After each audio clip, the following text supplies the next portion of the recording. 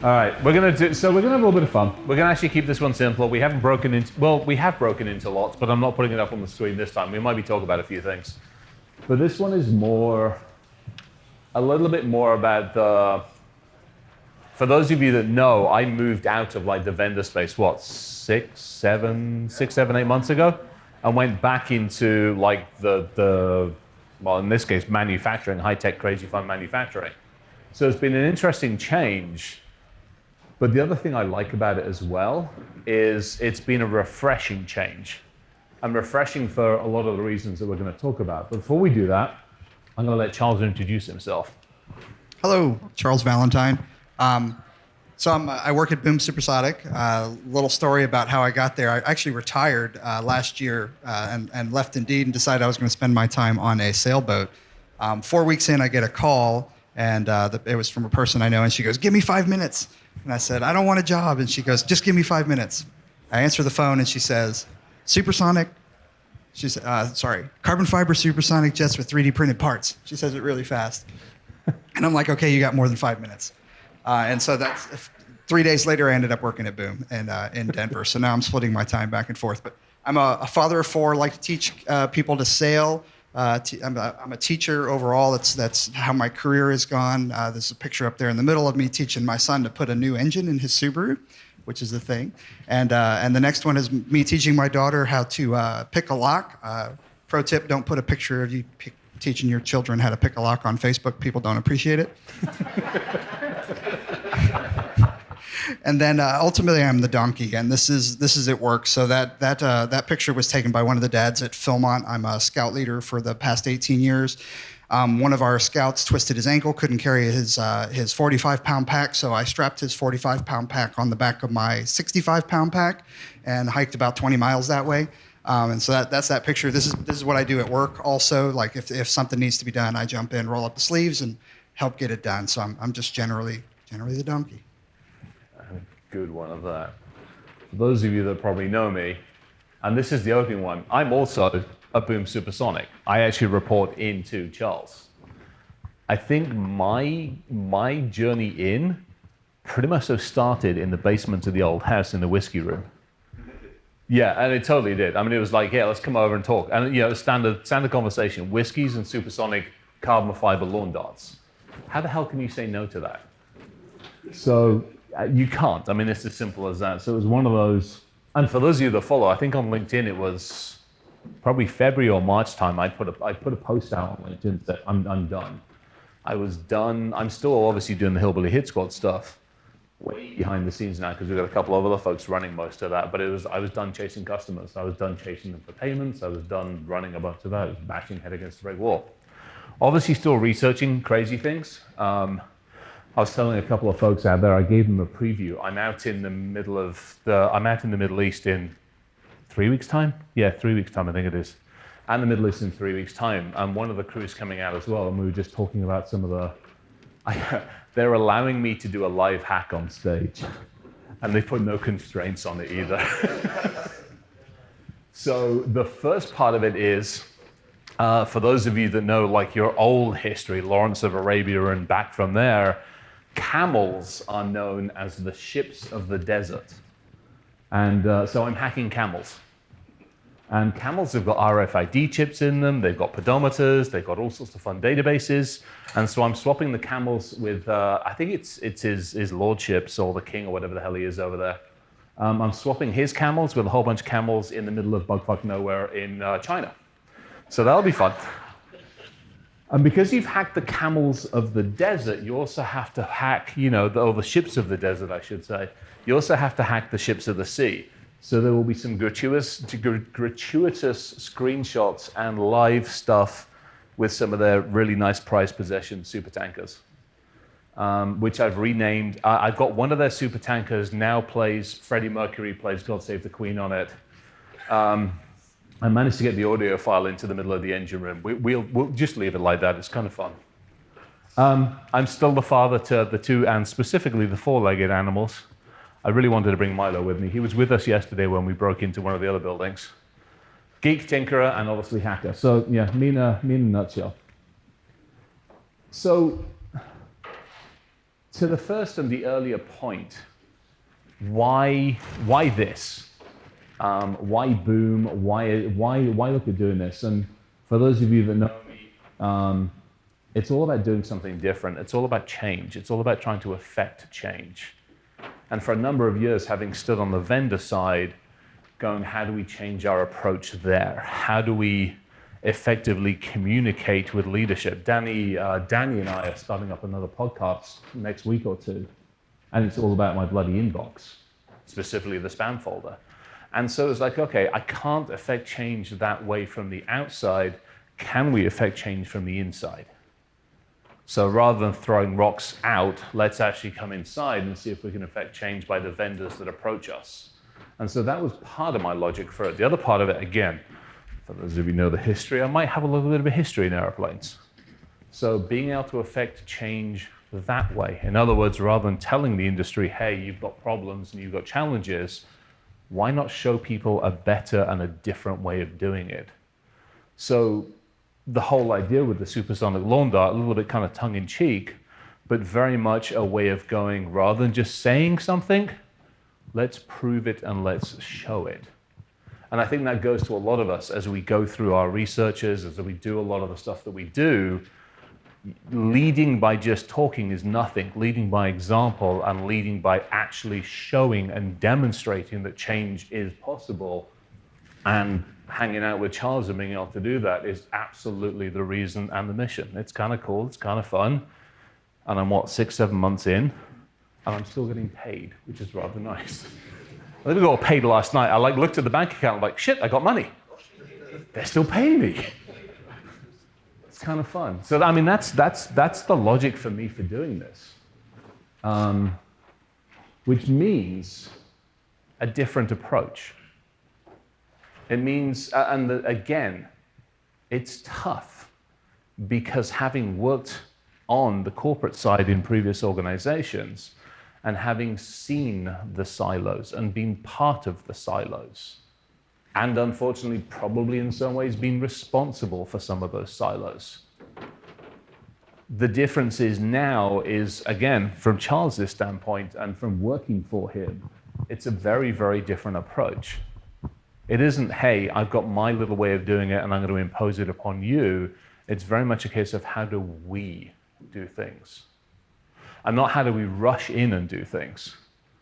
My first remit when I started at Boom, Charles handed me 800 171 stuff and was like, here's where we're at. And I'm like, great. Now, I know traditionally a lot of CISOs and a lot of leaders would have gone straight out and gone shopping for tools and technology. We didn't do that. We took a step back and we were like, okay, what do we need to do? Where are we? What's been communicated? How has it been communicated? How do we basically observe? How do we orientate ourselves?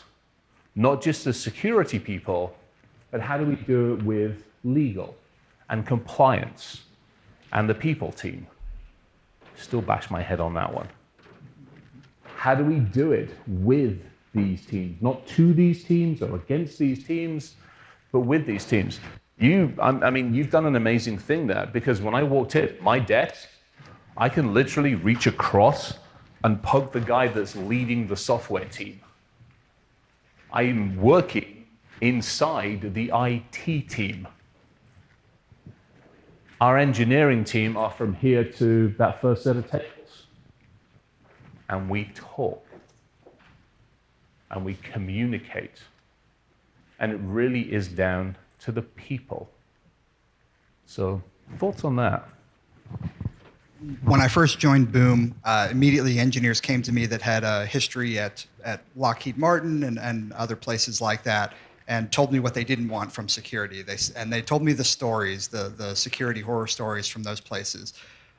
One of the stories that they would tell is they had a rule that if you weren't arm's length to your laptop, that it needed to be locked. There was one of the guys that was telling me about it, said, I'm in my cube, I kind of spin my chair around to my file cabinet, and I'm working through my file cabinet trying to find something for the project I'm working on. I'm just outside arm's length.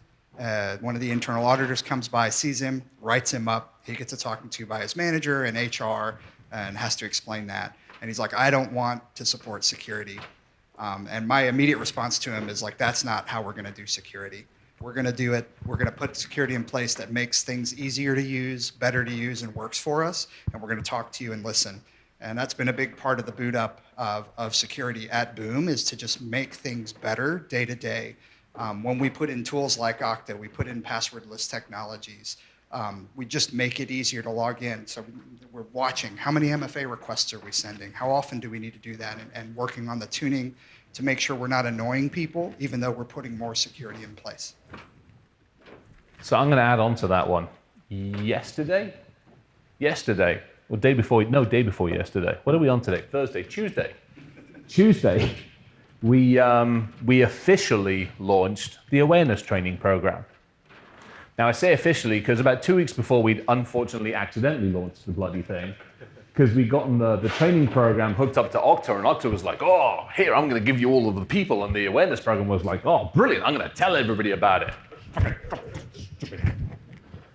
So we officially launched it on Tuesday. Now, we'd done a previous lunch and learn a couple of months beforehand. And one of the first questions we got was, are you going to send out phishing emails? And my answer was pretty blunt. I think I actually swore then, and it was pretty much like, fuck no. That's bullshit. Why would I do everything in my power to embarrass you? Why would I try to trick you? Why would I try to make you look like a fool and me look like an asshole? Why the hell would I ever do that? Especially, why would I do that before even giving you an opportunity to learn and to train and to understand in a way, we'll talk about this in a minute, in a way that you're comfortable doing? Why the hell would I set you up for failure? And so there was a little bit of skepticism, but over the last few months, I've put memes out, we've put fun things out. Our CEO apparently asks about 10 people a week if he could buy extra Apple gift cards. Typically they come in on text messages, occasionally comes in on email. You know the ones, the anonymous text messages. Hi, have you got a moment? This is Blake. I'd love you to go buy me some gift cards, and P.S. can you rub off the number and send them to me because I've got an important client and I'm in a business meeting. Shit happens. People fall for it, otherwise they wouldn't do it. So rather than trick people, we make light of it, make fun of it. We focus on the people. The other thing we're doing with the training and the awareness training that we're doing, and I'm happy, it's Wiser. So for those of you who know, Gabrielle is a good friend. So it's Wiser's training. They break their training up into like, a minute and a half, 2.5 minute videos. That's it. You don't have to sit through the same thing you did last year and the year before going, I don't remember this shit, I remember that. I'm going to look on YouTube, I'll look on Google, yeah, I know I need to press here now. That shit, no.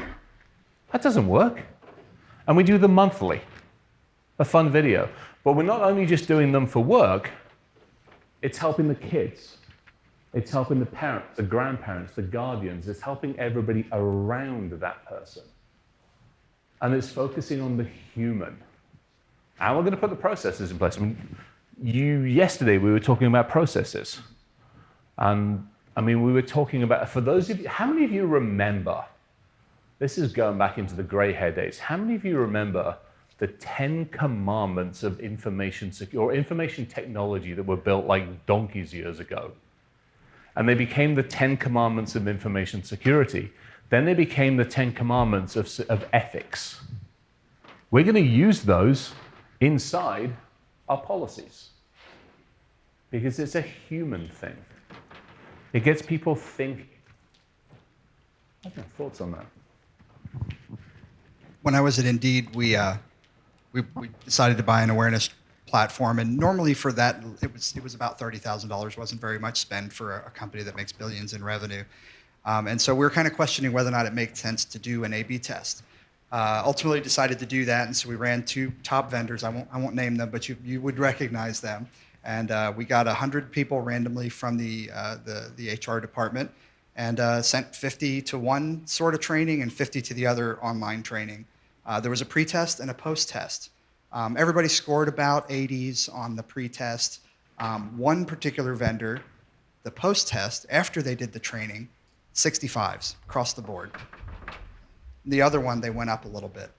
And I learned something kind of eye-opening. Like, it wasn't very much money, wasn't a big deal, but you can make people worse if you give them the wrong training.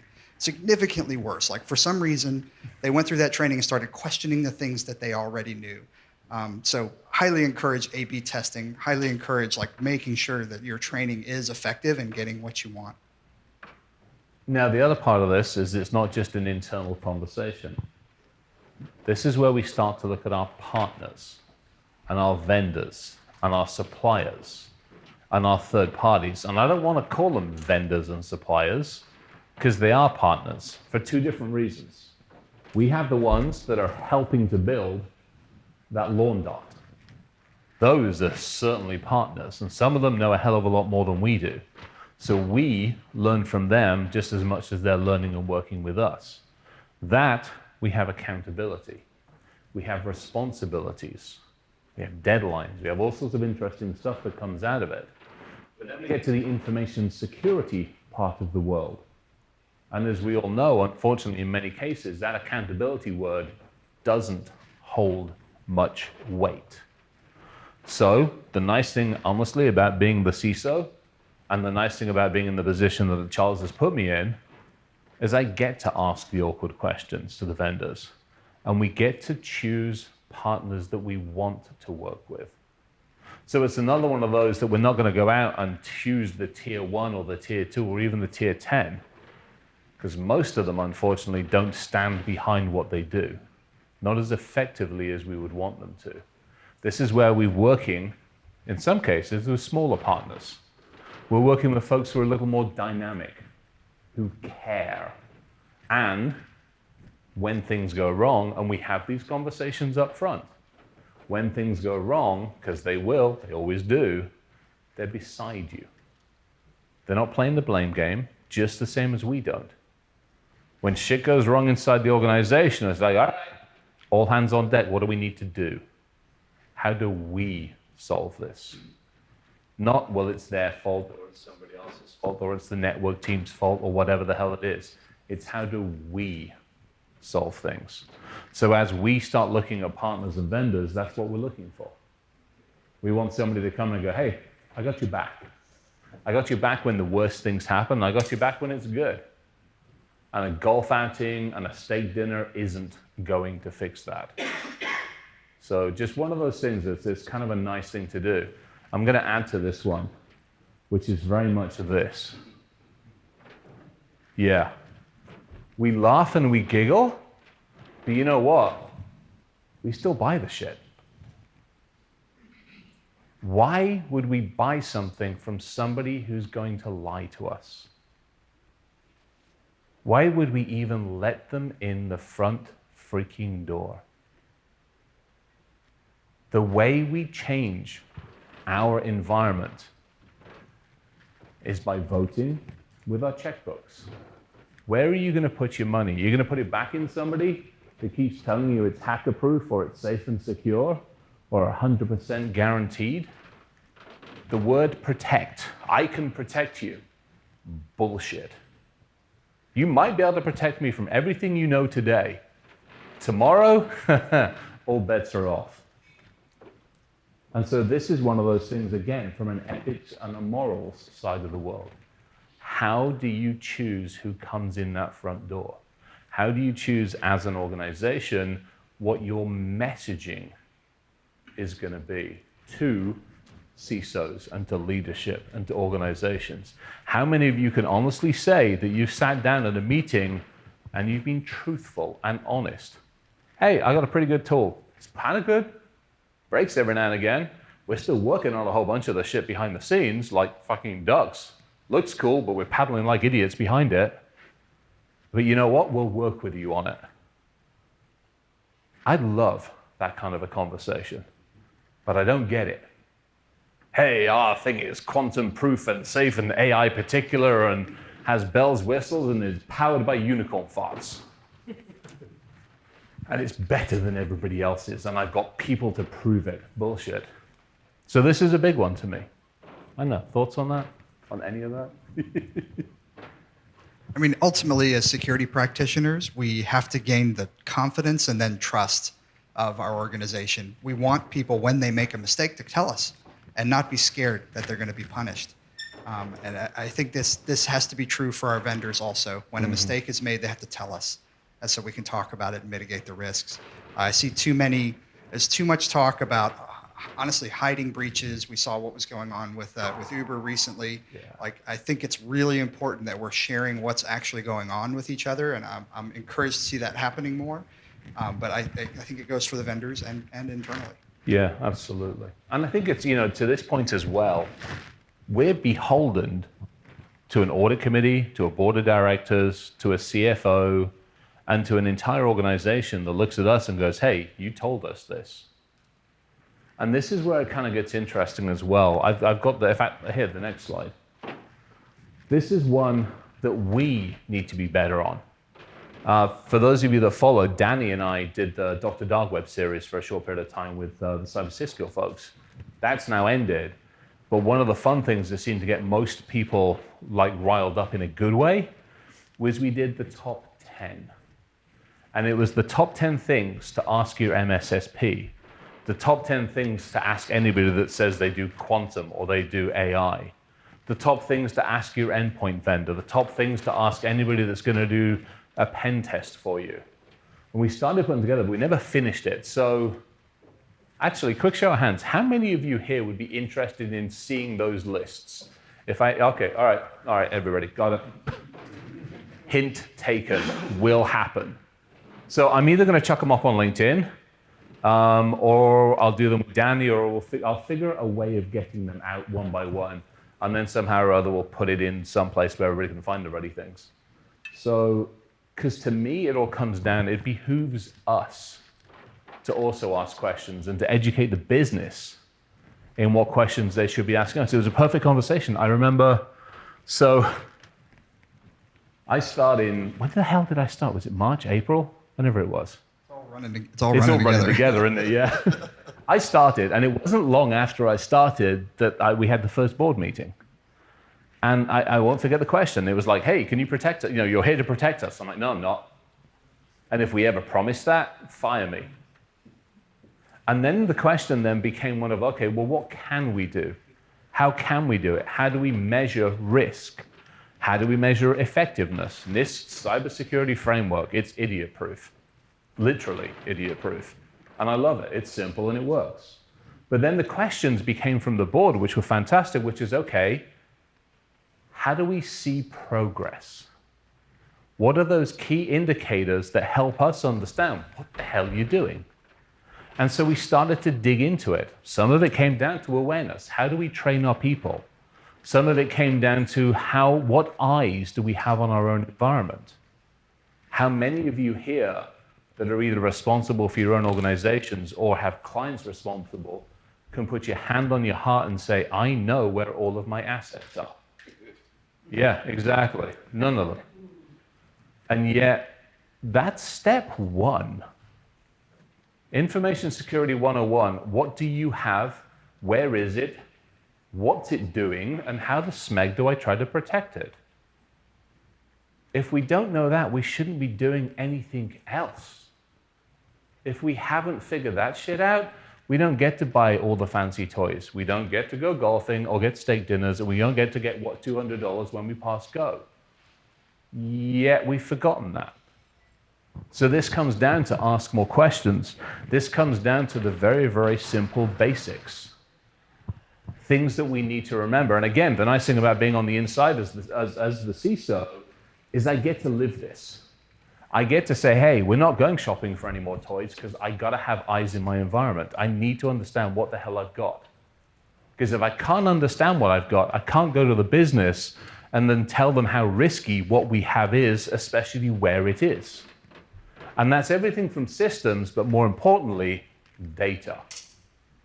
We're building kind of interesting toy. Really freaking interesting toy. Which is fun. But the downside is our adversaries are like, well, that's cool. Can we steal the shit? It's easier that way. Why reinvent the wheel when you can steal somebody else's? So we have to be concerned by that. And so if I can't tell people where the stuff is, how the hell am I going to tell them how risky it is, let alone what we're going to be able to do with it? Simple. It doesn't get any more complicated than that. Yet we make it more complicated. So strip the shit away. Any thoughts? We've got a great board and audit committee. Yeah.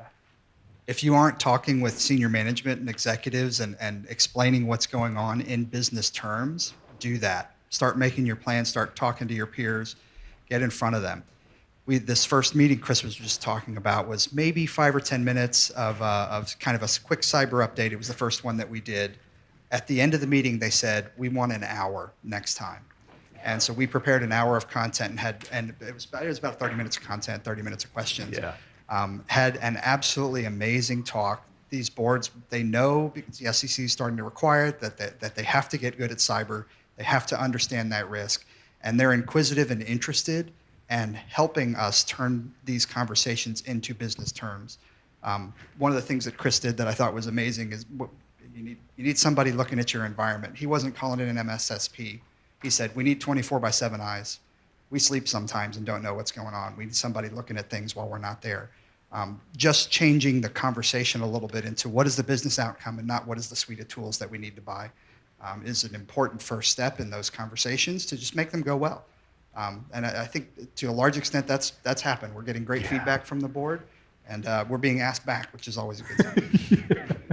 Yeah, they even want me in there, which is scaring it scares me. I'm like, have I become too civilized? I think because the next one's, I got a feeling, I think I'm out of country. Which means if I'm on the video, I'm going into Saudi Arabia with a bright pink beard, by the way, just for shits and giggles. Actually, I'd love to put a rainbow beard, but I think I can just do one color because it's simpler. So it's going to be bright pink, just a heads up on that one. So if you don't hear from me from middle of November onwards, you know why.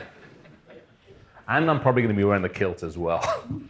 If you're going to do it, you just got to do it. So let's talk about the humans. We've talked about it from the standpoint, but let's really focus in on the humans. How do we do this? How do we work with them?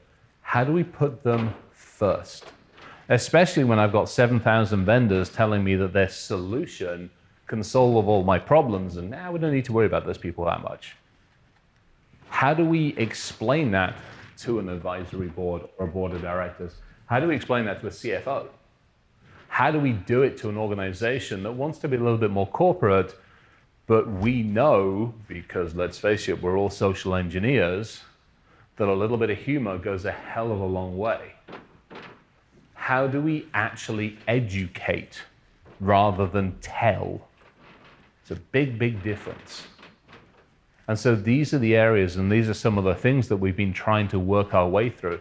And some of the logic for wanting to work our way through them is this.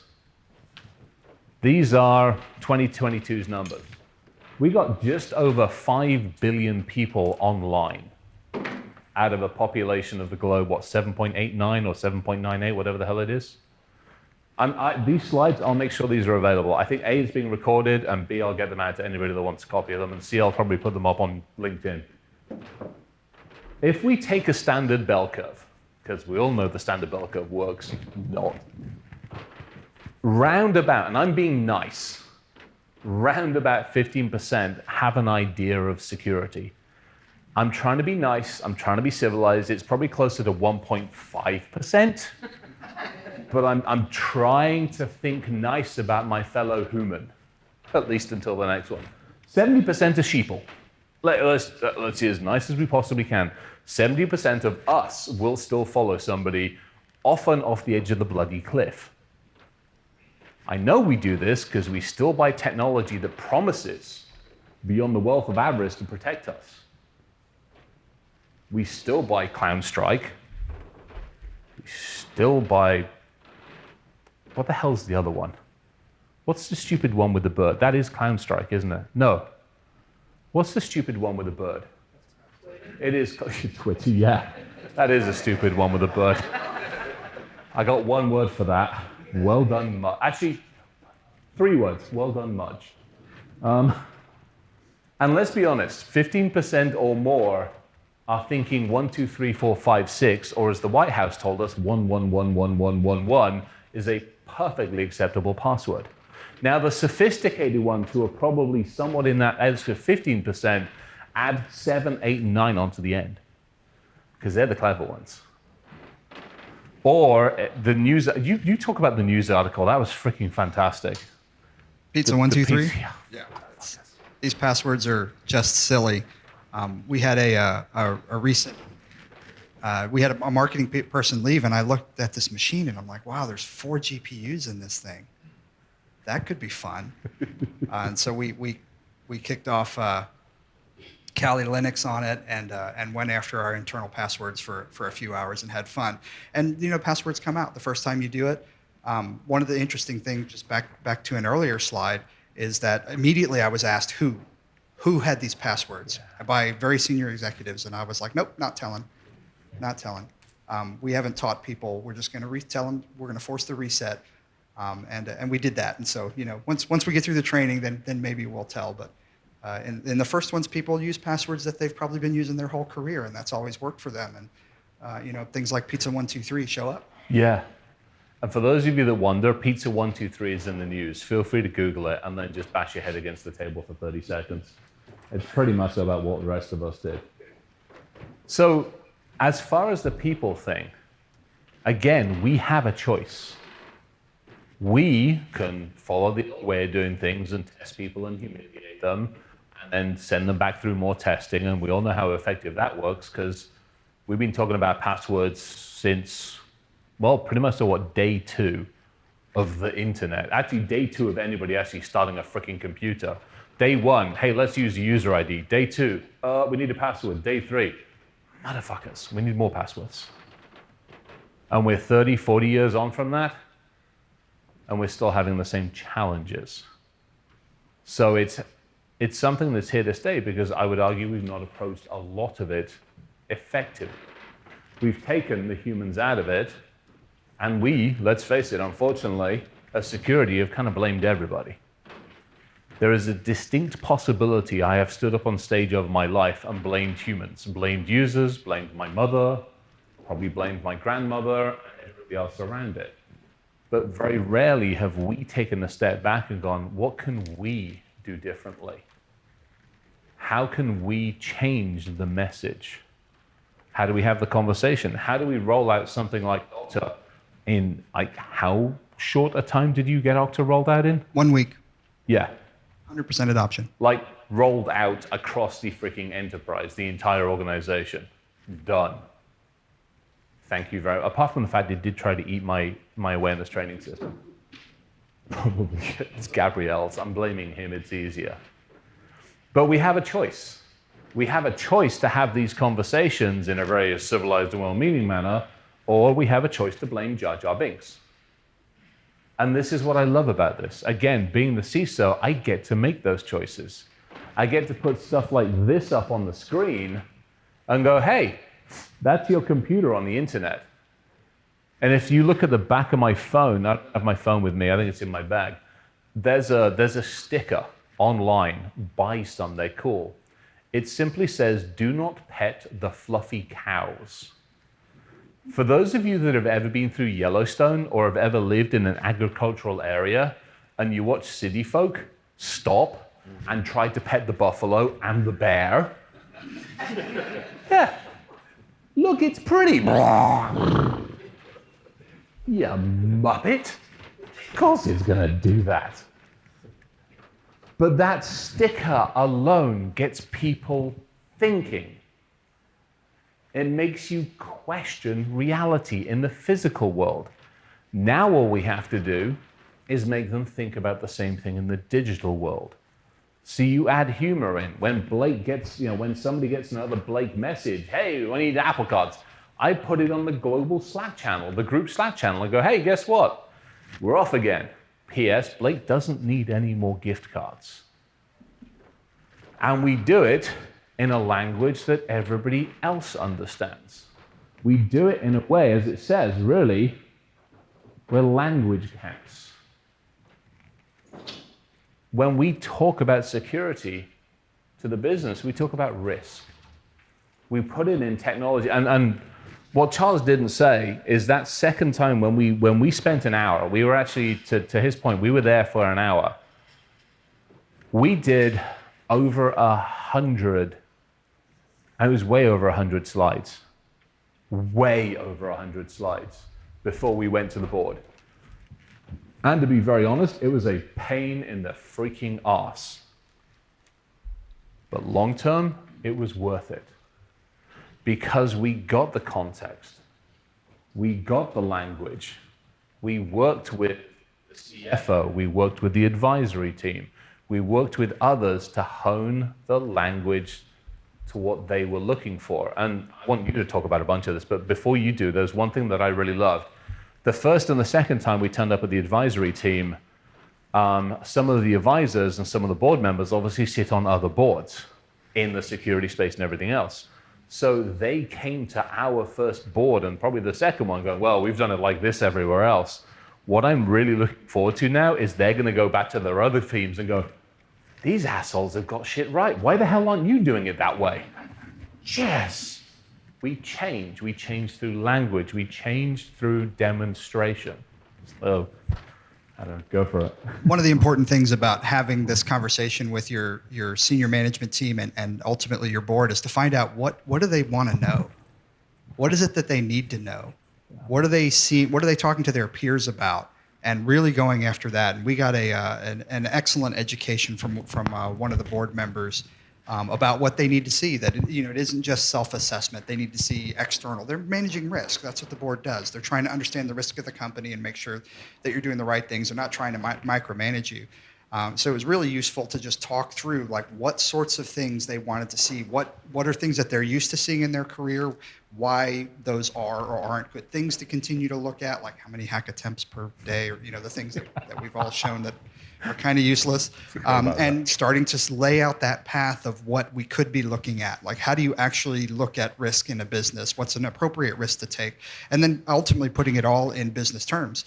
That, like, how many days do you want your systems to be open to being hacked? That's a question. We're talking about patching rates, right? Patch every 30 days, that could be our SLA. So we're open to being hacked for 30 days. Right? Do you want to pay a little bit more? Maybe we do it in 15 days. And that's the conversation. It's more about what's happening in the business, not how many machines or at what patch level and things like that is less interesting than turning it into a business and a risk conversation. So this is really working out. And again, if you're not doing it, I encourage you to start down that path and having business language conversations about security in your business. Yeah, totally. The next slide, I think we've covered and we've beaten this one up, but I've always had this one in as just a standard simple slide, which is we need to use languages that others understand. And again, for the vendors here and for those buggers that are out there, when you're out there on the other side of the thing and the vendor starts going, and my SIM can do blah, blah, blah, blah, tell them to stop. Tell them to say, hey, talk to me about this in English. What are you actually trying to explain to me in a language, not that I would understand as the geek, but I would understand as maybe the buyer or the business person? Or somebody, ask them what the hell it means if they were talking to their mother, grandmother, grandparents, or guardian. Stop with the acronyms. So, some lessons so far, and this is, well, you've been there a year, I've got half that time on you. So I'm going to run through just a couple of these, because there's a few other slides. We're running on the slides, so we're in pretty good shape. And I think we've covered a lot of this stuff, and this was just kind of bullet points and things on this one. The key one for me, or the key ones for me, was the fact, and this is one of the closing slides that I have, was the simple fact that I can touch, literally poke and touch with consent, the IT folks. I can do the same thing with the software folks. I can do the same thing with the engineers. I can get off of my ass and I can walk from here, probably to those back doors, and I can look down in the hangar. If I ever lose focus as to what the hell I'm doing, I literally walk to that door, I look down into the hangar, although it's at HQ2 at the moment, but I can look at the experimental jet that's there. I can look at the people working on it. I can look at everybody with engines in and engines out and fuel in and fuel out and taxiing and all the other stuff. We get every single week Jeff, who's the head of engineering basically and the whole craziness, Jeff sends out a status update every week. How's the plane doing? What's good, what's bad, what's ugly? So we're all focused in the same bloody direction. And this is one of the things, I've walked into numerous companies as a virtual CISO, and I will never forget walking into one of the biggest auto manufacturers out there and talking to the security team who weren't talking to the network team, because the network team had gone off and bought their own monitor, and it wasn't the one the security team wanted. The security team was going to go buy its own, and the network team, I'm like, motherfuckers, you get your paycheck from the same freaking company. You can walk out of your damn silo and look in that manufacturing facility and go, hey, I'm part of that. Or you can sit your ass in here and decide that you don't want to talk to your colleagues. Get off your ass, go down to the coffee shop, buy coffee, get donuts, walk over there, eat some humble pie, and go, hey, how can we work more effectively together? It's simple. Yet we don't want to do it. So my encouragement on all of this stuff, because I see it works, is to do that. There is a better way. I don't know. Do I add anything, or do we put Steve up on screen? Almost for Steve. If you're struggling to get attention in your business, get money, get closer to the mission, get closer to the revenue chain, get involved in what the company's actually delivering, and focus your security efforts there and making that better. That I think ultimately that's what we're talking about. You get understand what your company's mission is from a business perspective, speak in those terms about how you're enabling revenue. When I first joined Boom, there was and this is public, so there's a strategic financing opportunity with the Air Force, looked like 60 million or so. That's a lot of money for a pre-revenue startup. And I said, hey, have you guys talked to them about NIST or what they need to, what kind of scores they need from us? And said, no, we haven't done that yet. So I said, you should go talk to the procurement person. They came back, they're like, oh yeah, we need an 800 171 assessment. I'm like, when's this due? Next week. Okay, we can do this. So we sat with the team, we threw the gauntlet down, and we worked around the clock and got that initial assessment and SPRS score in. And that resulted in revenue. So getting close to your mission, getting close to your revenue is a way that you can unlock doors and open up the possibility of good conversations within your organization. You know, this was the slide I wanted. I'd love you to talk about. So when I first started at Boom, actually, here's a question for you. How many of you have started at a company and you haven't just got a welcome to the company, blah, blah, blah, blah, blah, blah. You've actually got a roadmap that's been laid out for you. Here is what I look to you to achieve in the first 7 days, the first 30 days, and the first 90 days. How many of you have actually got one of those before? Yeah. First time I got one was working for him. And my ass is gray, let's be honest. I might have run a few jobs. Holy shit, what a difference. First and foremost, because it gave me bullet points to hit, things to think about, people to go talk to, stuff to do, wins. It gave me quick wins. Secondly, it also helped me understand some of the acronyms, ironically, that we have inside the company. And this was another one of those things. Again, how many of you inside the companies you're in know what the key 2 or 3 goals are for that company for the year? How many of you? But you've got to put your bloody hand down because it's your freaking company, for God's sakes. So, yeah, not many of you. It's up there, day one. There are these, here, you explain. You got all this. We have a thing called the BB3, the Boom Big Three, and these are the top 3 things that we're working on, and that was part of the 90-day plan. If you haven't read the book, The First 90 Days, recommend taking a look at it. There are good plans out there. It's a great way to get ramped up. You can apply that book anytime you get a promotion, anytime your organization grows, you add a person to the team. It's a good opportunity for a first 90-day plan for you and for the new person. And so it's really good to have a roadmap and a really quick ramp up. So within weeks, Chris was effective because he had met all the people he needed to, had the conversations he needed to, and laid out his own roadmap from there. And in fact, I was watching in the document as it just exploded with things that he was learning he needed to do. So really, really interesting way of getting somebody quickly ramped up. And this is difficult, especially at senior levels when you bring on senior folks to get them really effective in the organization quickly. I think is critical, and I've seen so many times when that just doesn't happen. And I think to the boom big three, here's what gets interesting, because those could be really esoteric and everybody's like, well, how the hell am I part of this? Those boom big three then get broken down into tasks. So, and we report on those. I mean, we sit down almost, a weekly basis, let's face it. And they get reported out on a weekly basis. And they're divided up. Engineering's got some, we've got some, software's got some, finance have got some. In fact, pretty much everybody's got some.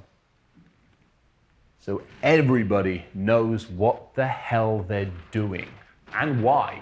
Not just what are they doing, but why are they doing it? Why is it critical that that works? It also forces, to some degree, the collaboration conversation. It makes you sit down and go, hey, I can't do this on my own. Perfect example, compliance. Whenever security mentions compliance, literally half of, 3/4, 90% of us go, oh, ugh. Yet inside Boom, Kate, who runs compliance, best friend. Freaking awesome working with her because we have a common goal. We have a common communication to legal. We have a common conversation with IT. We have a common discussion with engineering. We have common conversations with finance. We're working in the same bloody direction. We actually collaborate on basically how to leverage the two teams to get, to some degree, kind of what we need, as opposed to being diametrically opposed, which is the case in most organizations.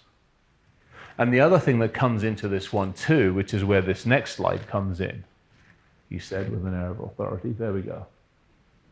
This is where this next slide comes in, and I love this for a whole bunch of different reasons.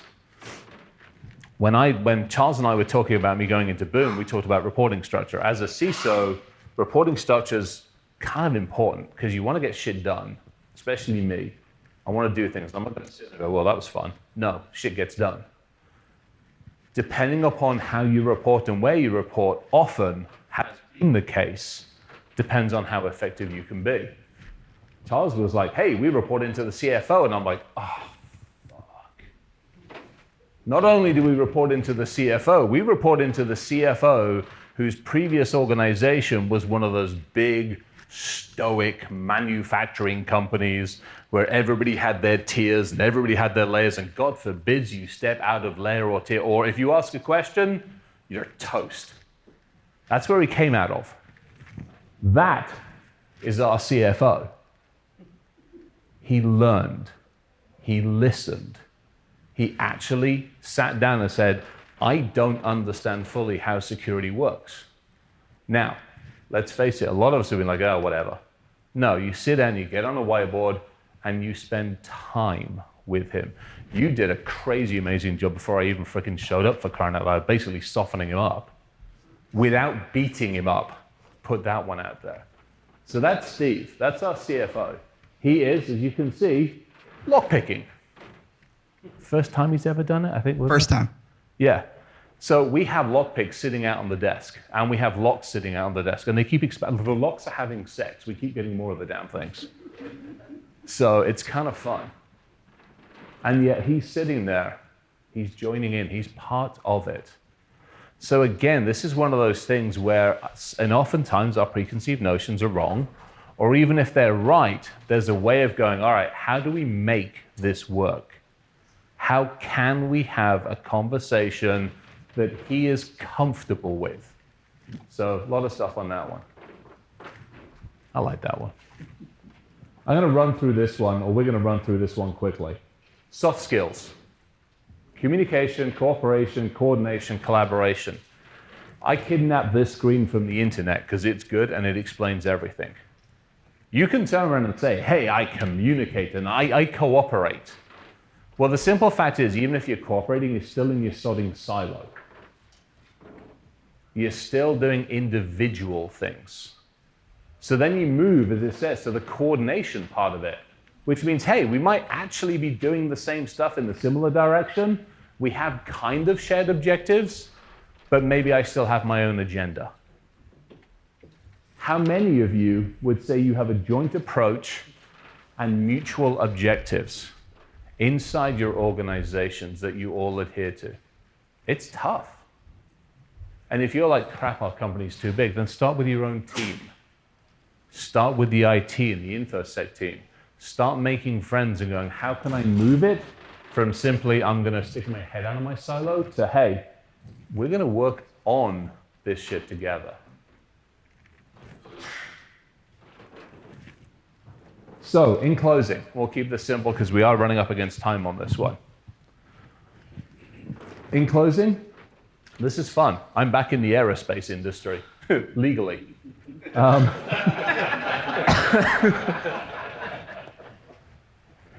And we're going to change things.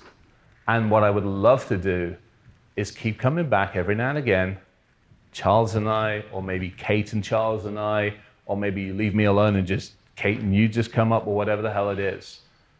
But just kind of report out on what's working and what's not worked. I'd love to do that. Every now and again, just keep coming up and going, hey, shit's good, or yeah, it smells this moment in time, which it will do. But then how do you change it and how do you fix it? Because realistically, we're all coming at this from totally different directions, let's be honest. The finance man came at this from all sorts of Ivy League shenanigans. Then he runs up against me, a sarcastic, kilt-wearing, Green Bay Packers-loving, bloody hacker, let's face it. But we're in the same boat. We are rowing in the same freaking direction.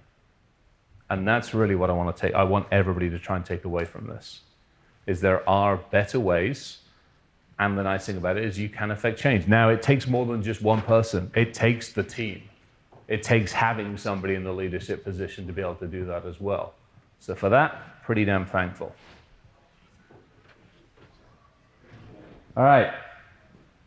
So for everybody, thank you. Thanks for everybody listening.